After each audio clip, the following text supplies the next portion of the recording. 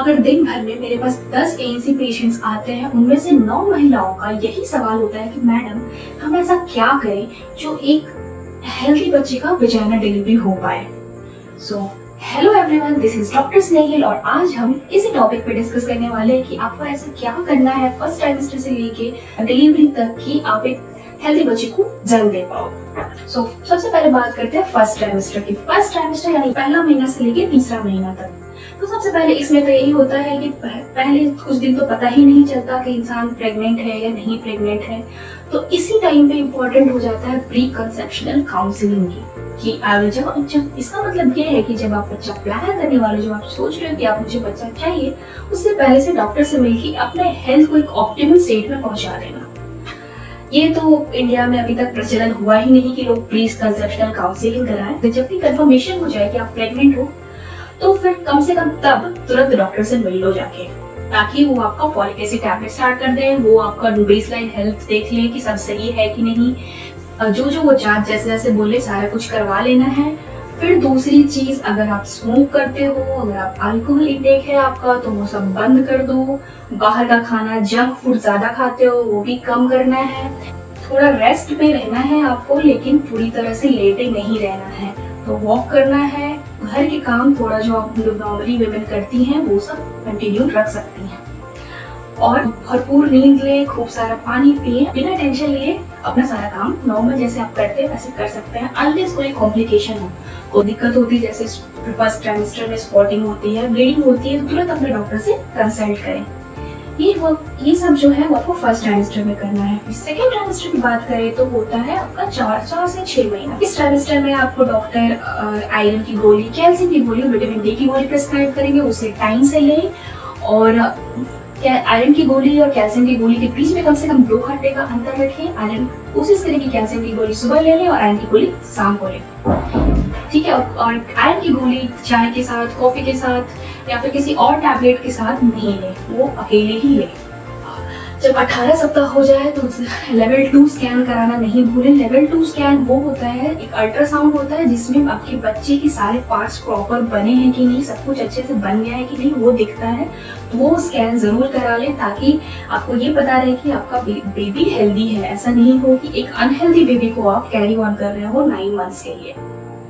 फिर एक्सरसाइज यहाँ पे भी इम्पोर्टेंट है, योगा करना है। प्रेगनेंसी योगा जो होते हैं वो करना है आपको।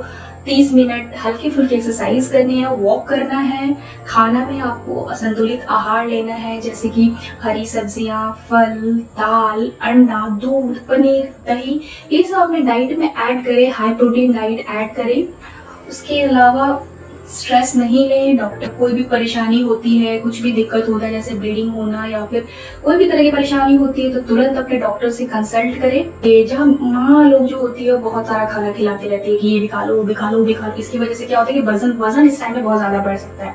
तो वजन पे कंट्रोल रखें। बढ़ना चाहिए वजन, एक लिमिट है वजन भी बढ़ने का, इतना ज्यादा भी नहीं बढ़ जाना चाहिए कि बाद में आपको वजाइना डिलीवरी में परेशानी हो।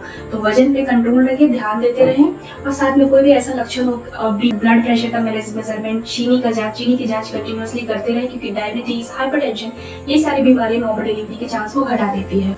इस टाइम में आपको बच्चे की चार मूवमेंट भी पता चलने लगेगी, तो ध्यान रखें। और कोई भी डाउट हो कि बच्चा कम चल रहा है या फिर कुछ भी परेशानी हो रही, खून गिर रहा है, ज्यादा पानी आ रहा है, कोई भी ऐसी दिक्कत हो, तो फिर तुरंत डॉक्टर से मिलना। थर्ड ट्राइमेस्टर ये सबसे महत्वपूर्ण टाइम है। इस टाइम में आपको pelvic floor exercises, squatting, Kegels exercises करना है। ये आपको नॉर्मल डिलीवरी में मदद करेगा। साथ में इसमें अपना जो डॉक्टर का विजिट है वो थोड़ा फ्रिक्वेंसी बढ़ा दे। पहले अगर आप महीने में 1 बार जाते थे और महीने में 2 बार जाए। आराम करें, लेकिन अपनी फिजिकल एक्टिविटी बंद नहीं करनी है। आपको वॉक करना है, आपको प्रेगनेंसी योगा करना है, आपको स्केटिंग करनी है, आपको कीगल्स एक्सरसाइजेस करना है। लेकिन अपने डॉक्टर से परामर्श लेकर ही करें। जब कोई भी दिक्कत हो तो परिवार और डॉक्टर से खुल के इस पर डिस्कशन करें और बात करें। और अब आता है सबसे इम्पोर्टेंट फेज, लेबर टाइम। जब डिलीवरी का लेबर पेन स्टार्ट होता है, उससे 90% वीमेन उसी टाइम गिव अप करती है। ये पूरे 9 महीना को पूरी तरह से मेहनत करती है कि ठीक है मैं ये कर रही हूँ, खाना भी ठीक से खा रही हूँ, सो भी रही हूँ, रेस्ट भी कर रही हूँ, नॉर्मल डिलीवरी ताकि बेचारा डिलीवरी हो पाए। और फिर उस टाइम इतना ज्यादा पेन होता है कि वो गिव अप कर देती है और बोल देती है कि मैडम नहीं हो रहा है तो ऑपरेशन कर दो। तो उसी टाइम आपको सबसे ज्यादा धैर्य रखना है। उस टाइम आपको धैर्य रखना है, डॉक्टर और सिस्टर की सलाह सुननी है, क्या क्या बोल रहे हैं उस पर अमल करना है। और कोई भी अगर परेशानी बीच में ऐसा लग रहा है, बच्चे का कम चलना, पानी गिरना, धड़कन घटना, तो ऐसे केसेस में तो डॉक्टर आपको सिजेरियन करेंगे ही, वो अलग बात है। लेकिन आप जो है अपना धैर्य नहीं खोएं।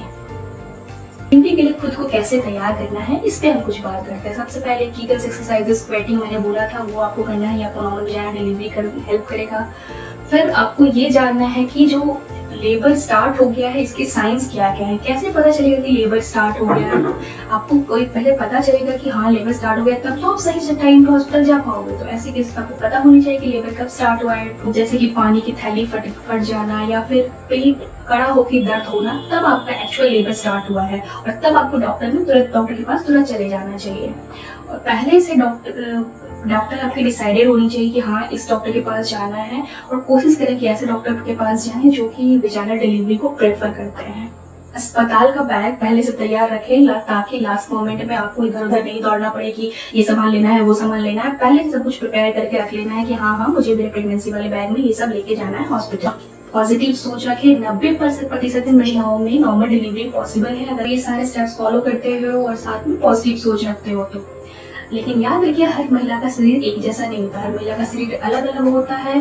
तो ये सारे स्टेप्स करने के बाद भी 100% पॉसिबिलिटी नहीं है कि आपकी वजाइना डिलीवरी हो जाएगी। अगर बच्चा का पोजीशन उल्टा है या फिर माल प्रेजेंटेशन है, माल पोजीशन है, अगर कोई और तरह की परेशानी हो गई है तो सिजेरियन करना पड़ सकता है। लेकिन आपको नॉर्मल डिलीवरी के मेथड्स पे ज्यादा ध्यान नहीं देके इस चीज पे ध्यान देना है कि जच्चा और बच्चा आपका दोनों सुरक्षित रहे।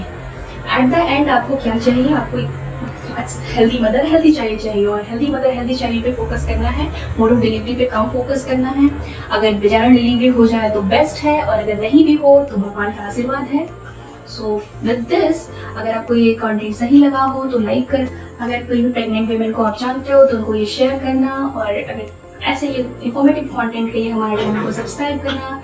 सो stay tuned, take care, bye bye.